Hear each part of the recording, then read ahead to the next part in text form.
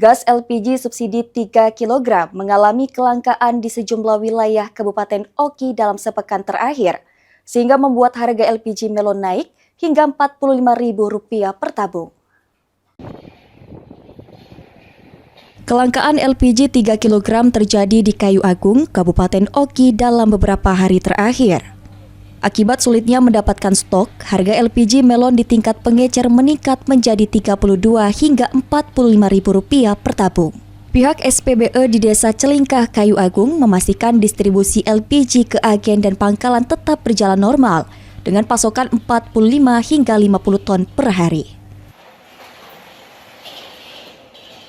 Ini pihak SPBE mengisi dan mendistribusikan gas LPG 3 kilo ini kepada agen itu seperti biasa, dari 45 sampai 50 ton per hari.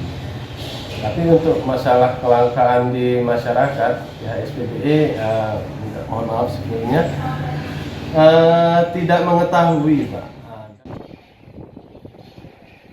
Dinas Perdagangan Oki juga telah melakukan pemantauan ke lapangan dan memastikan tidak ada pengurangan kuota dari agen ke pangkalan. Pemerintah mengimbau masyarakat melaporkan jika menemukan penyalahgunaan LPG 3 kg subsidi.